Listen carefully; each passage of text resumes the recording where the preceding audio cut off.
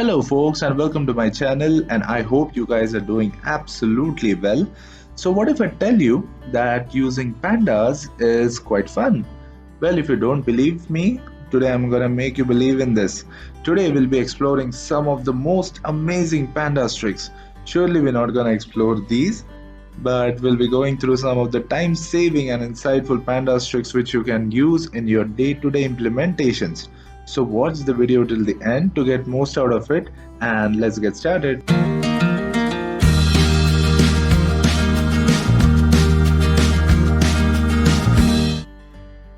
Starting off with our first trick, that is styling our data frame. Whenever loading a data frame, we usually tend to use df.head or df.tail to view bottom rows. But today, let's make it interesting. This trick can make your data informative. Also, this can be used as a part of data visualization as well. Now, firstly, we'll import pandas as PD, and I will create a simple data set consisting of two columns. And now we'll define a function over here and make a condition, say if value is less than 0, then represent it as red or else green, and we'll return the color output.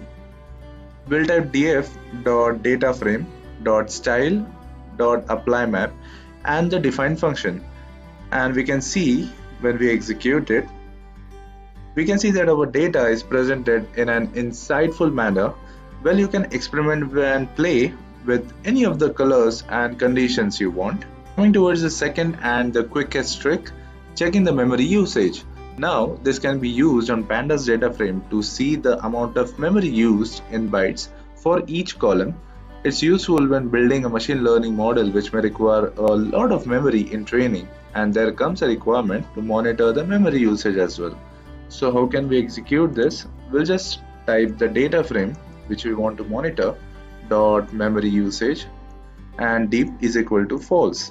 Now the deep is equal to true means when we load our data frame, you only need the first reference or to your data to work with it. And when you don't activate the deep is equal to true, that is deep is equal to false over here, it will not search for the usage of the whole data frame. Now when we execute this, we can see the amount of memory has been taken by our data frame. This is in bytes. Trick number 3, that is displaying all rows and columns. Now there are some data sets which are huge, and when you try to read it like df.head, we experience that some of the columns or some of the rows in between are omitted, like you can see in this example. Now for the demonstration purpose, I have opened this Kaggle kernel and I have loaded this HR analytics job change dataset. Now when I use df.head80, it has omitted some middle rows, and it also happens with some columns when the columns are more than 20 or 30.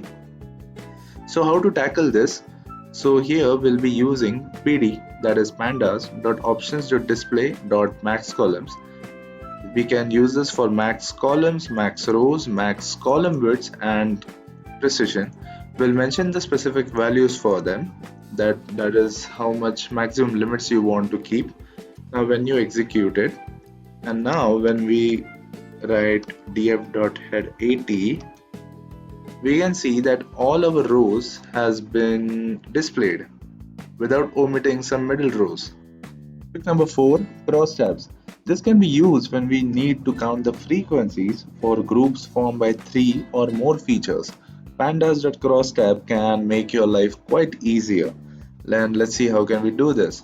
For the demonstration purpose, I've created a simple data set which includes the data of flights. It's just a random data set which include departure locations, that is Mumbai, Delhi, arrival gates, that is gate 1, gate 3, gate 2, and the airline, that is Indigo, Vistara or AirAsia or any such airlines.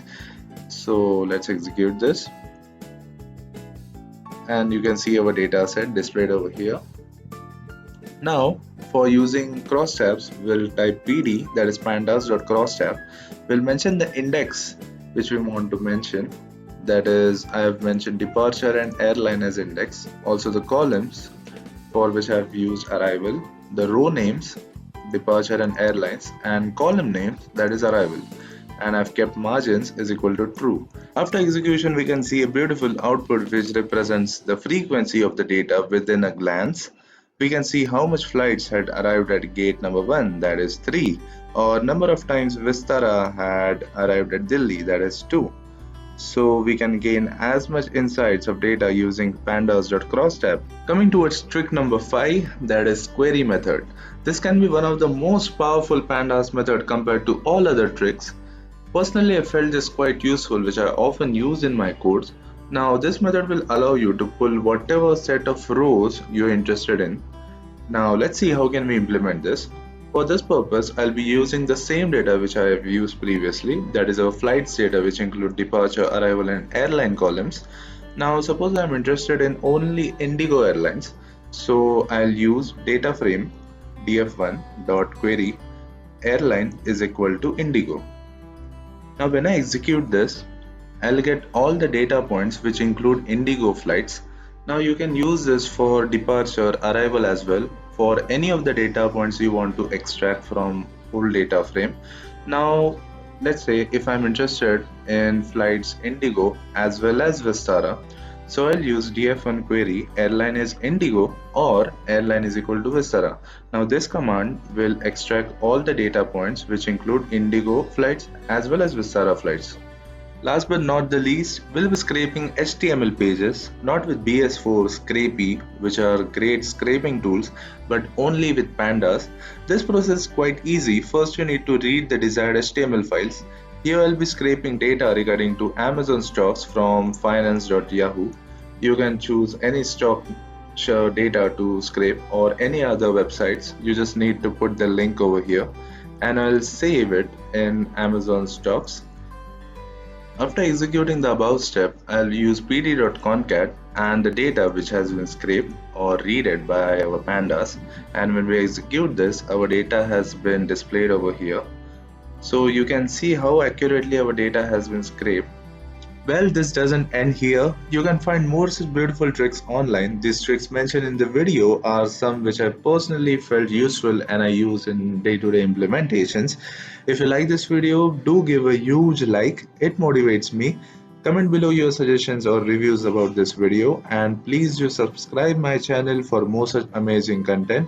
Bye bye and see you next time.